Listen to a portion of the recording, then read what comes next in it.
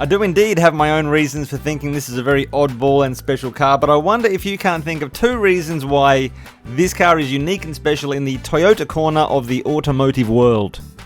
Yeah, so I'll be confirming that with you later on in the video. In the meantime, I've been going to car shows and I realised something is very wrong with me because I went to one of the best bloody car shows on the calendar in Northern Kyushu. It was on last weekend. It was the Mojiko Neo Classic car meeting. Cars from the mid-late 70s to about 1989, and that's the time span for reasons. Yeah, this whole sickness that's begun to creep in. I went to this car show and I took meaningful video of today's feature car, one other car, a brown Mirage. I know, it sounds like something that'll turn up in an Amber Heard trial, but I'm not going to stoop to those sort of tacky headlines here, people. But to the sickos out there who are keen to see this Mitchell... But to the sickos out there who are keen to see this Mitsu on a mattress, make sure you're subscribed and ring that notification bell. And let's get into this. Hey, my name's Daniel O'Grady. Toyota and their endless GTs. People, when I came to Japan in August 2001, I had like almost no knowledge of the Japanese car thing. I was into the Holden, the Ford, the Chryslers of Australia. Sure, we had Falcon GTs, we had Holden GTSs, and RT Chryslers, etc. But when I came to Japan, I was starting to see GT on everything. Well, certainly when I went to car shows from about 2012 or so. Celica GTs, I mean, that was a new thing for me. But then also Carina GT, Corona GT, Corolla GT.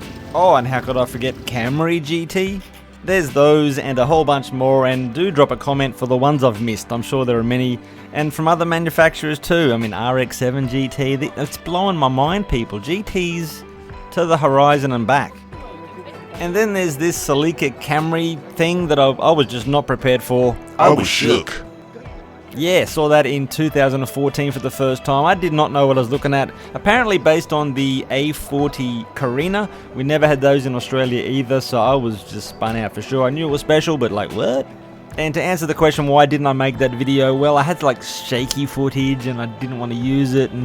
But now we've got this GT version, like there's no reason to put it off any longer. I've got a prime, sporty example. It's amazing.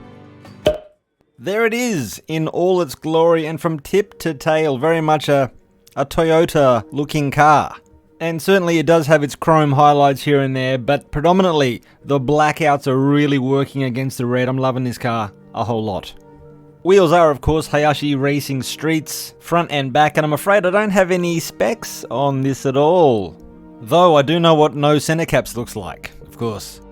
Absolutely loving the black window frames, very nice. And subtle twin cam sticker on the door, they're very, very cool. Certainly of the era, right? Like there are so many cars, certainly Nissan, Telecasted had the whole thing as well, and plenty of other cars had that look. But to see it on a car Toyota, we're presumably aiming at an older segment of the market, it adds a nice bit of spice.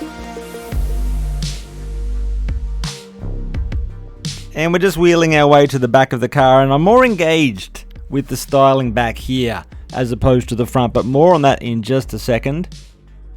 You know, a funny thing happened. I found myself Googling some information about the car, came across a Japanese website which I could translate via Google Translate. How good's that?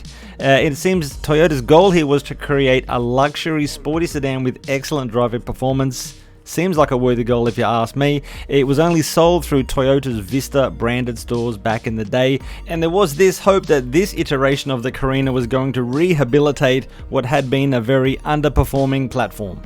Oh, underperforming in sales and popularity. I know, tough crowd, eh?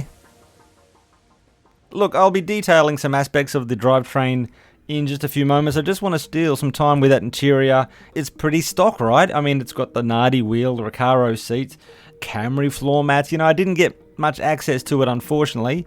And for those who feel outraged, guess what? From next month, I think you can enter Japan. I think they're opening the borders, people. So jump on a plane, come and check out these cars for yourself. It's Driveline Talk Time. It's a new segment, and we'll get to the engine in just a moment. I want to talk about the rear thing going on, because unless I'm mistaken, the differential is part of the driveline, is it not? Now the GT, which this is, and the top spec non-GT, that's the 2000 SE, they both got independent rear suspension, 4-wheel discs. And I don't know about you, but when I hear 4-wheel discs, I think A9X Tirana and Kazoom music.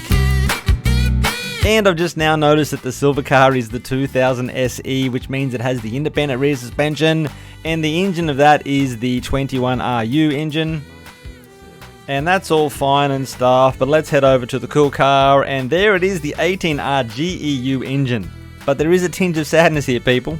You will see that this is the EFI engine, and there is 135 metric horsepowers produced by that engine, but there was a previous version from the factory, like before this one. That's what previous means, people. Twin Solix carburetors that produced 145 metric horsepower.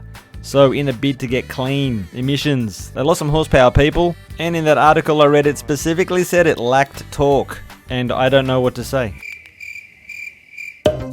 Time to check the answers to today's super easy quiz. Because I did tout there were 2 reasons why this is a special oddball of a car. Number 1, it's a 4-door Celica. That's pretty easy.